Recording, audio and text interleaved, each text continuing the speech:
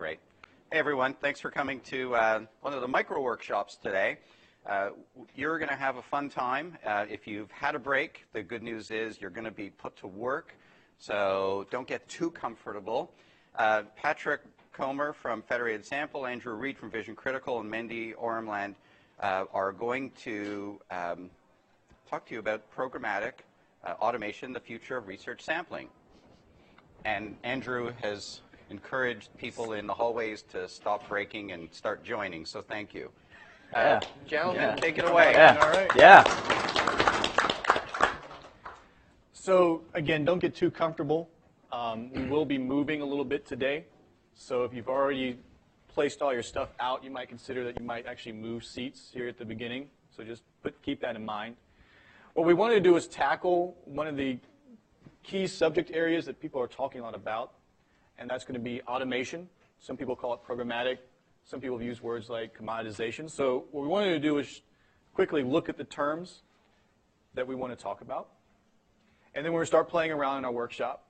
Now we have, as we were reminded by Ray, we have a great plan, but we do not know if we're going to stick to it, right? So bear with us, and also help us here as we go through these topics and we look at how automation and technology are impacting our industries. So here's some key buzzwords, and I wanted to quickly try to define, or at least put some context around them, both from a research perspective and a sampling perspective. So one is going to be commoditization. A lot of people talk about, is commoditization a good thing or bad thing? Automation. Come on in, come on in. You're early. You're early yet, right? Another thing is going to be automation. And then a new word, which we borrowed a lot from advertising, which is programmatic, which is a combination of automation with algorithms and maths around it. I tried to find a good definition. The best one was a quote from one of the CEOs in that space from Media Math on the West Coast. So these are three ideas and concepts. And the first thing we're going to do, besides introduce ourselves, is going to be a little bit of Red Rover. That's right. So this is context. I'll start off myself as Patrick Comer, founder and CEO of Federated Sample. Andrew Reed, Vision Critical. And Mendy Ormland, Senior Vice President of Protege. So let's get this party started, as I like to say. We're going to do a little game of Red Rover. People remember this from school. You pick sides, right? And you go back and forth depending on which side you're actually on. So this is a little gut check moment. Right, Andrew? This is how this works? Yeah, so we've done this a few times. It's called, the fancy word is a spectrogram, but basically what we're going to do is stand up, and we're going to ask you some questions. Some people are going to stand on one side, and some people are going to stand on the other, and then you can look and judge each other, basically. Yes, stare each other down, right? And it's really just a yes or no kind of question. Are you in favor of, do you think this is a good direction, or do you agree with the statement, or do you kind of disagree, not in favor of? So it's a pro or con. Should we pick a side? Where should yes be? Where should the pro, what's the green side of the room? I guess left is good? Don't sway people, left. Ray. All right. All right. So we got 6 questions. Get ready to move. We're going to try to do this quickly. Here we go. We're going to move with you. Yeah. 1. I'll read it. We are currently seeing a decline in survey-based research in favor of real-time data. Yes, yes, yes over here. Yeah. No's over here. No's over there. Right? The one's not sure in the middle. I could be over here. Yes. We, as in, I don't know how you personally feel. Like you're... All right. I'm going to go over here. Right? We need more people over here. Yeah. This is the no side. So it's about 50-50 split between, is survey-based research already in a decline, and the question of real-time data. Any comments on this, Andrew? No, let's just keep going. All right, let's rule another one, right? Another thought. Stay where you are. We need more. We're just a few of these, so I think it's just interesting to see how people... This is like West Side Story, right? We're about to rumble. We're trying to come up with a reason to move around. Right? Ooh, that's... Hey, there you go. Today, automation is an important innovation in the sampling business. Patrick wrote these questions, obviously. Oh, my God. I'm very so biased, kind of a right? question. All right, so is innovation important in automation important, innovation in sampling on the right? So yes and no. No. I'll stay on no. What are you doing, man? I'll be on the yes side then. Okay. I'll stay in the middle since I got to press the buttons, right? I think it's important, but I don't think it's. It really depends on the incidence level you're talking to. It depends on the groups you have. Today, not the future. Why today. is that, Ray? Because it's not important yet. It will be, but no, not today. I'm changing. Okay. Okay. Right. All right. Let's do another one. In 5 years, most research will be conducted automatically. Yes and no. I'm going to Yes. stay on the yes. And no. Automatically means well, let's go look back at the definition, right? That's why I put them up there. We can go backwards in time. It works. Having controls that allow something to work or happen without being directly controlled by a person. Patrick, you got to clear out the middle because there's a lot of middle Yeah. stuff where. Middle is Right? not sure. Yeah, you have to pick a side. So, look at how All many right, people we are got like, some questions, hell no. right? Go for it. Jump in. What's your name? Adrian, what do you feel? But I feel like data will show up, but somebody still has to, design it, somebody has to do the analysis, or at least make it into insights, because it'll just be. Someone up here, Patrick, up in the corner there has a comment. Yeah.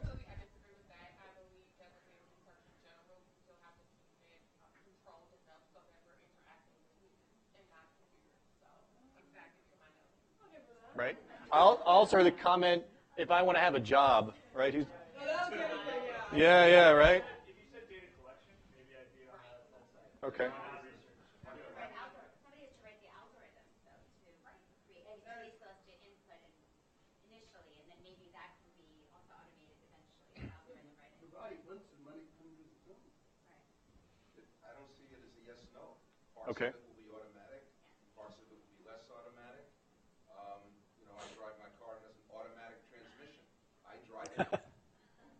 Today you do. Google's trying to change that. Yeah. That's a good point. Is your car today automatic or not, given everything that Google's up to, right? Is Google actually the self-driving car, the automatic future, or is it already automatic? The definition is changing. About that. Yeah. And I think that's going to be part of our issue because even if, as we've been hearing, even if someone has an automated system that does a lot of things, right? It may be automated, but it still needs to be some human touch behind it. As the human changes or behaviors change, we still have to update those algorithms and those programs. Yeah. Okay, Patrick, keep this train going. All right, let's go. Next. Today, automation is disrupting the research process. So Yes. which side was? Yes and no. Actually, switch them because we already were on. No, it's too complicated. Yeah. Yes is over here. Yes stay is put. research is already disrupting the the research process. I don't really think it. Or no, it's Go not ahead. yet disrupting the research. Negative or just disrupting and causing some sort of interruption? You tell me. Because if it's just causing some sort of interruption, then the answer is Well, yes. if But it's just it's causing interruption- negative, then it's no. Okay, you can't do spectrogram exercise with market researchers. 'Cause everyone's like, well, the question's really not specific enough for me to be able to give you No. my. Yeah. Yeah. We're just. Yeah. Yes. I know. Yes. Yeah. This is Okay. really just a series of open-ended questions, right? That we're All trying right, to- next one. Negative disruption, no. Ad tracking in 5 years will fundamentally shift away from surveys. So which Yes side? is over here. Yes is over there? Yes is over here. Ad tracking. Yes. Don't get all Yes, market it's not- researchy on it. They're intentionally vague questions. Does ad tracking shift away from surveys over the Yes. next 5 years? Yes. We're just There it trying goes, to. right? Yeah. So never do a spectrogram with market researchers. So, Ever again. Mr. Tice, you had a point. Double click. Yeah, I mean, ad tracking has been around since they've been serving ads online. Click-through rates, open rates. Ad tracking's been around forever. Yeah, no, but letting it online. Oh, well, that's fine. Yeah. Was that the last one? Tracking, like, are you tracking how many clicks are you tracking?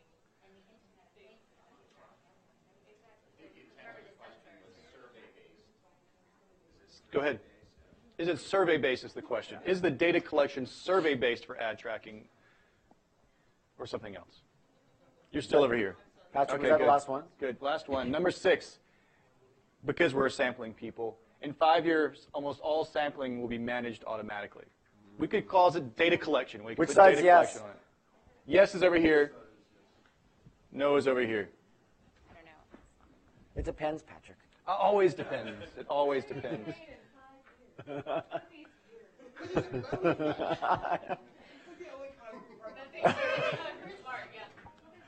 I know. I'm not sure. Any comments on this? Automation? All right, I like sit. automation. Thank you for playing. Sit. Thanks for playing. I'm a big We're doing fan. great on time. Look at this. Yeah. No, I mean, we're research people. We're A meant lot to, of experience in the you did good. Stay there. You're doing good. You're making new friends today, right? We are going to do more together exercises that are less vague. Well, they're pretty vague, but you get to work together on the vagueness. Now, we've only selected 3 minutes each to say something rumination by the people on the stage here. So we're going to have that time right now. And let's go in reverse. I've been standing here a lot. You want to go first, Andrew? Talk about your point of view on automation, programmatic, and the rest? So I guess the whole point of this workshop was to try to get people's views and to talk about the good parts and the bad parts about automation, because I think we're going down this path inevitably around, there's certain things in our industry we're totally going to commoditize, and you can fight it all you want, but there's certain aspects, and it could be a thin slice of the pie or a really big slice of the pie. So Vision Critical, we're in the business of private online communities. So we're in the business of giving the enterprise the ability to very easily do continuous research with their customers. And when I think about automation from a Vision Critical perspective, I think about making it that U&A research, so usage and attitudes, concept testing.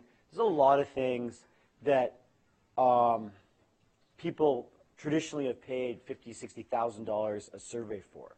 That really, from my perspective, we can create some pretty badass templates on the front end for the survey design perspective and on the back end with really cool visuals. We're in the process of doing that right now. So when I think about automation, I think about automation and how do we make, we're creating sample sets that are ready to go, that are proactive, that are ready to receive a survey, and we're creating templates, tons of templates.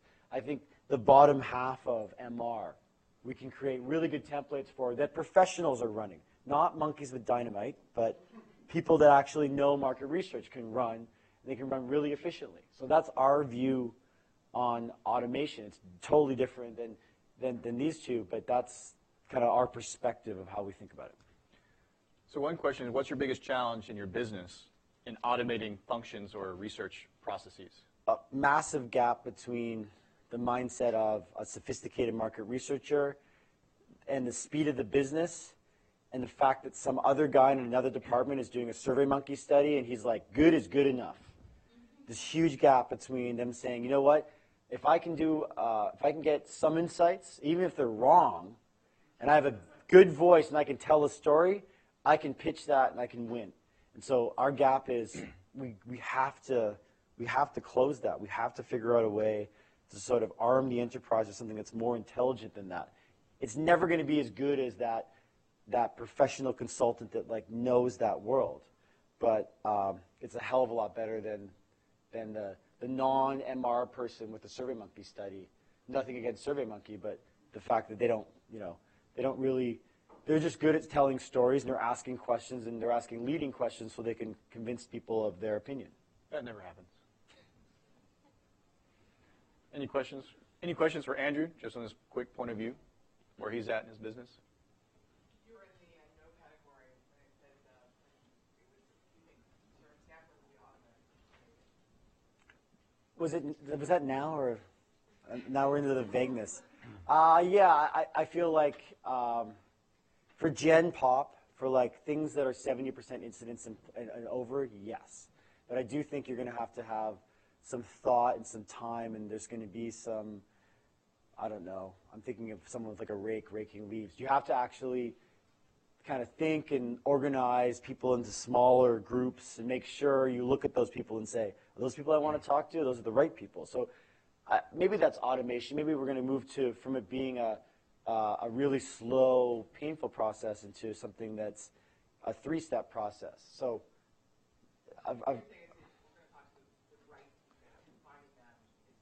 exactly. And you want to make sure that you really want to make sure you're talking to the right people. I think my biggest worry is this assumption that I'm talking to the right people when I'm talking to, a bunch of people masquerading as those people, which we have. We have that problem right now. I think there's a lot of people in low incidence categories that know there's big bucks in surveys, and they're like, yeah, I'm a doctor. I totally look like a doctor. Cool. All right. Nancy? Yeah. So, again, I'm Mendy with Protege. Some of you may have heard of us. Some of you may have not heard of us. We are. How about if I come? Oh. No, the board. We can see all these. Twitter handle. Andrew did a good job, so I think I'm going to stand in his place. So I just want to give a little background on Protege, just because I think the background will help paint the picture from the perspective that I'm trying to paint here. Protege is a leading people-powered influence network. Its flagship property is swagbucks.com, as you see on the board. Very good. I'm happy I'm not blocking that anymore. Swagbucks.com has over 11 million registered members, and Swagbucks is a loyalty rewards platform that connects brands with consumers in a targeted and relevant manner. So I just want to spend a minute on this evolution, how we got to this place, because it'll paint the picture how it comes, how we entered the sampling space. Now, when it comes to automation, that's what I kind of feel like there's a lot of different, people think automation, they think of it very differently here. That's kind of from the little Red Rover exercise. I feel like there was different meanings to it. So I just want to mention that I'm going to come from the sampling side. Sample, users completing surveys. So Protege started in 2005, established, and it was established in 2005. And at that time, it was a white label search engine for brands, celebrities, sports teams, hundreds of partners. We were white labeling a search engine. And the concept was for them to promote. They would mail or email out to their fan bases to search through this product, and they can earn points randomly and redeem it for swag, hence Swagbucks. And as time went on, with these big brands, I mean, we were working with the New York Giants, the Green Bay Packers, a lot of celebrities, Maroon 5, and to get them to shift away, to get them to optimize and kind of adapt with the times, many of us experience this either now or in prior experiences, but it's not easy, right? When technology is advancing, they don't move as fast as some of the other smaller companies. In 2008 is when we decided that we're going to establish our own O&O, owned and operated property called swagbucks.com. And Swagbucks started as a search engine. We added a layer on top of that for users to shop online, watch videos, and play games. So these consumers are coming and really interacting with brands in various different manners, and they earn these points, which are called Swagbucks. I can obviously elaborate, but that's not the point here to talk about our company. So, Mandy, do you have like a panel, or is it like river sample? So I'm gonna get to that right now. That's exactly. So what we realized is we went viral. We were lucky enough, one of those companies that the blogosphere really picked up, went viral. A lot of users came on board for free, which was great, right? The blogosphere promoted it all across the bloggers. And what we saw was our Facebook community was really growing and extremely active and vocal. Another thing that we added was a simple product, which is called Daily Poll. So one question a day, users can interact with it. It just had nothing to do with market research at all, nothing to do with brands. Nobody was paying for it. It was just to try to get feedback. And that grew to hundreds of thousands of unique members answering this one question a day. And from there, I oversee revenue for the company. And I thought it was very interesting that these consumers are really vocal, interacting with brands, and they want to voice their opinion. And I thought that we could potentially contribute to the market research space, to the sampling space, because our users are already engaged. Now, I just kind of want to fast forward here, talking about automation, right? I think from, I kind of dabble into many different areas of revenue monetization, and I think at the end of the day, this discussion, I know there might be a lot of different opinions here, but I think this discussion in a way is very similar to some of the other workshops here and other conferences that talk about mobile. It's happening. It's going to happen. Mobile's going to happen. It's not a matter of if, it's a matter of how fast are we going to get there.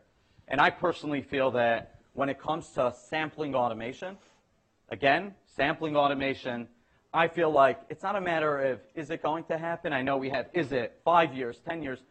I think the question is how fast it's going to get there. And if we think about classified ads, newspaper advertising, what do you think went on back then? It was the same exact thing.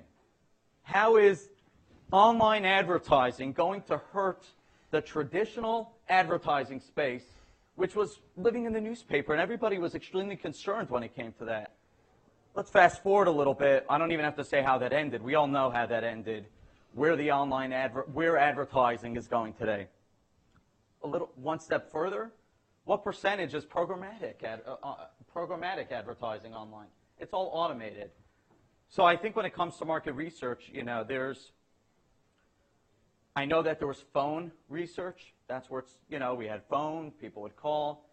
Kind of a similar thing when it came to online. There was an uproar when it came to online research. I think it's going to go back to the phone, i.e. mobile, meaning mobile is going to play a big role here. But I think technology is something, learning from the advertising space, why can't market research, why can't sampling catch up? We're 15 years behind. Why can't we catch up to that?